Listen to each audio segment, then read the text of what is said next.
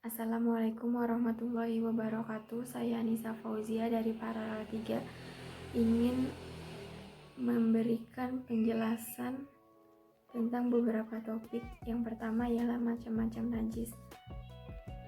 Najis terbagi menjadi 3 bagian, yaitu yang pertama najis mukhafafah. Najis ini merupakan najis ringan yang cara mensucikannya ialah dengan memercikan air bersih pada bagian yang terkena najis. Contohnya seperti air kencing pada bayi laki-laki yang masih meminum ASI. Kedua, najis mutawasitoh. Najis ini merupakan najis sedang, najis yang berasal dari kubur dan dubur, baik manusia maupun hewan kecuali bangkai, tulang, dan ikan. Cara mensucikannya adalah cukup basuh dengan air bersih pada bagian yang terkena najis. Najis ini pun terbagi menjadi dua, yaitu najis ainiyah dan najis hukmiyah. Najis ainiyah adalah najis yang terlihat oleh kasat mata atau berwujud, baik bentuk rupanya ataupun baunya, seperti darah, kotoran, dan kencing. Najis hukmiyah adalah najis yang tidak terlihat oleh kasat mata atau sudah kering, contohnya seperti bekas air kencing. Yang ketiga adalah najis mughaladoh. Najis ini merupakan najis berat yang cara mensucikannya ialah dengan membasuh atau menggunakan air suci 7 kali dan bisa juga dengan tanah yang dicampur oleh air. Contohnya seperti bekas jilatan anjing atau macam air dalam toharoh, yaitu air hujan, air es atau air salju, air laut, air embun, air sumur, air sungai, dan air dari sumber mata air. Kita akan menjelaskan tentang hadas kecil dan hadas besar. Hadas kecil adalah hadas yang cara membersihkannya dengan berwudu atau tayamum. Contohnya buang air besar, buang air kecil, atau kentut. Sedangkan hadas besar adalah hadas yang cara membersihkannya dengan mandi junub atau mandi besar. Contohnya seperti setelah menstruasi atau karena wiladah, nifas, atau istihadah.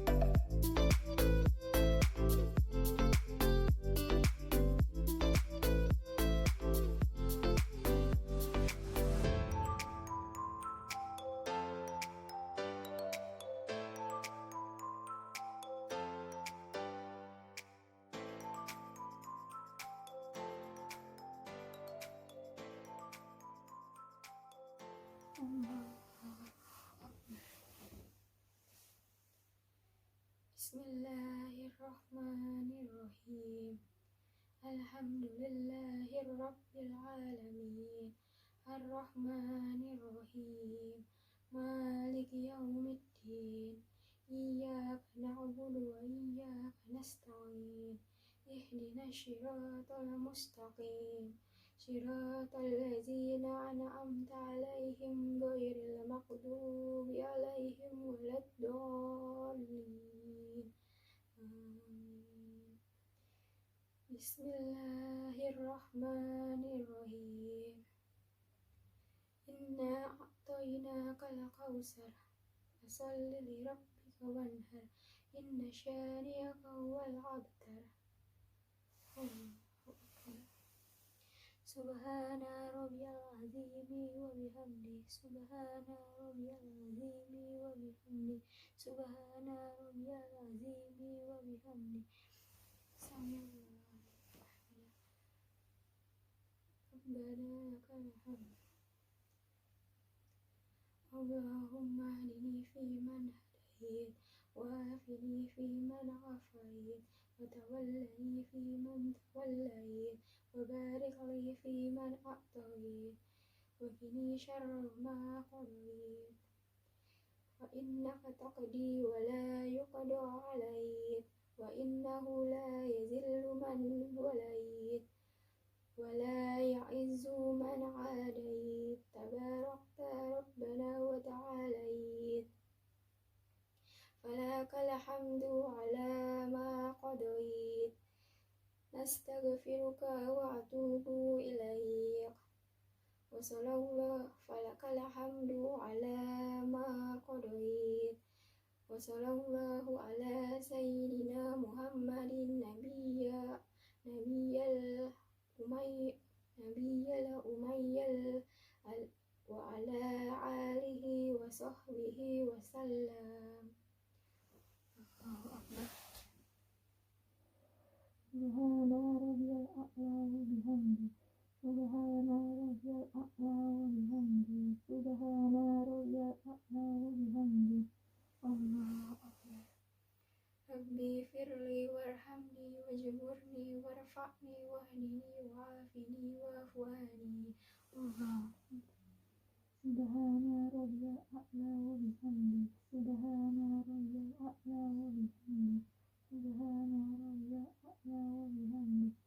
Allahu akbar. At-tahiyatul mubarakatus salawatut thayyibatu lillah. Assalamu alayka ayyuhan nabiyyu wa rahmatullahi wa barakatuh. Assalamu alayna wa ala ibadillahis sholihin. Asyhadu an la ilaha illallah wa asyhadu anna Muhammadar Rasulullah. Allahumma sholli ala sayyidina Muhammad wa ala ali sayyidina Muhammad, kama shallaita ala sayyidina Ibrahim wa ala ali sayyidina Ibrahim, kama barik ala sayyidina Muhammad wa ala ali sayyidina Muhammad, kama barakta ala sayyidina Ibrahim wa ala ali sayyidina Ibrahim fil alamin innaka hamidul majid. Assalamu alaikum warahmatullahi wabarakatuh. Assalamualaikum warahmatullahi wabarakatuh. Adapun pengertian syarat sholat ialah syarat yang menjadikan seseorang untuk mempertanggungjawabkan kewajiban dalam melaksanakan sholat. Syarat sholat ialah beragama Islam, sudah balik, dan berakal sehat. Rukun sholat ialah jika ditinggalkan, maka batal sholatnya baik disengaja maupun tidak. Adapun beberapa macam rukun sholat yaitu: pertama, niat; kedua, berdiri bagi yang mampu; jika tidak mampu diperbolehkan untuk berbaring atau duduk; yang ketiga, takbiratul ihram; yang keempat, membaca al-fatihah; yang kelima, ruku dengan tumakninah; yang keenam, i'tidal yaitu bangun dari ruku; yang ketujuh yaitu sujud dengan tumakninah, yaitu meletakkan kedua tangan, kedua lutut, kening dan hidung di atas lantai. Kedelapan, duduk di antara dua sujud dengan tumakninah. Yang kesembilan, duduk tasyahud akhir. 10, membaca tasyahud akhir. 11, baca sholawat. 12, salam ke kanan atau pertama keluar dari sholat. Sedangkan sunnah sholat ialah sholat tidak batal jika ditinggalkan baik disengaja maupun tidak, dapat mengurangi kesempurnaan sholat. Sholat dibagi menjadi beberapa bagian yaitu: 1. Sunnah sebelum sholat, kedua sunnah abad, ketiga sunnah hayat. Sunnah sebelum sholat yaitu azan dan iqomah. Azan adalah seruan sebagai tanda telah masuk waktu sholat, sedangkan iqomah adalah seruan hendak mengerjakan sholat. Adapun yang termasuk sunnah abad ialah tasyahid atau tahiyat awal dan baca qunut.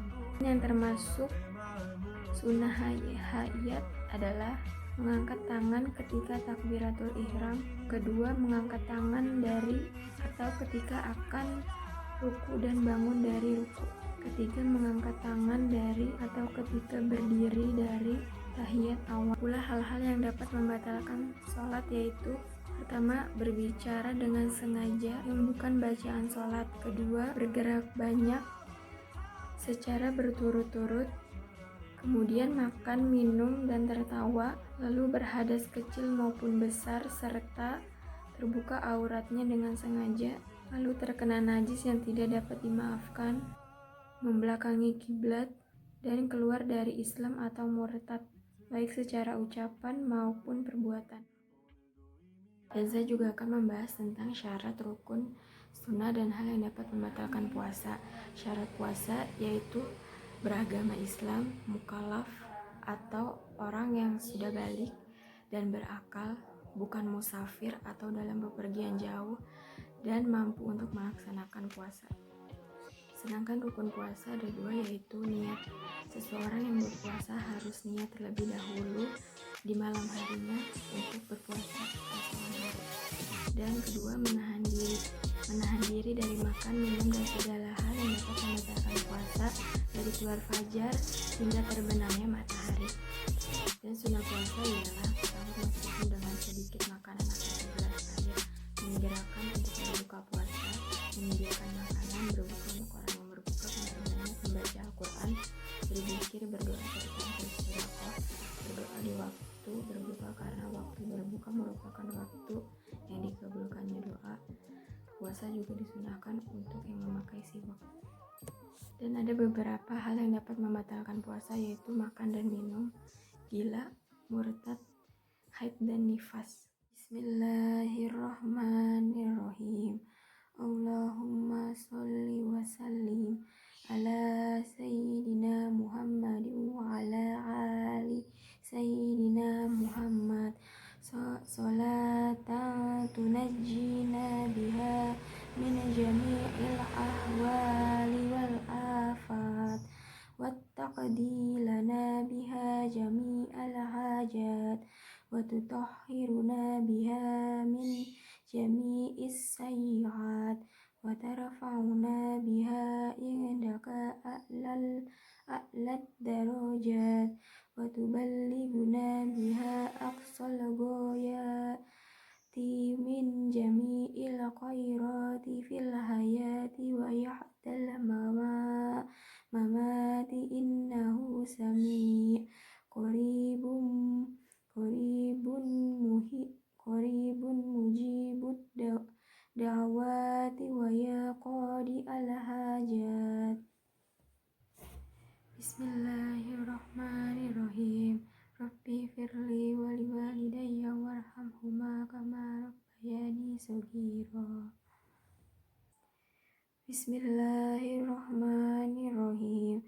Waditu billahi rabba wa bil islami dina wa bi muhammadin nabiyya wa rasula. Rabbi zidni ilma warzuqni fahma. Bismillahirrahmanirrahim. Astaghfirullahaladzim.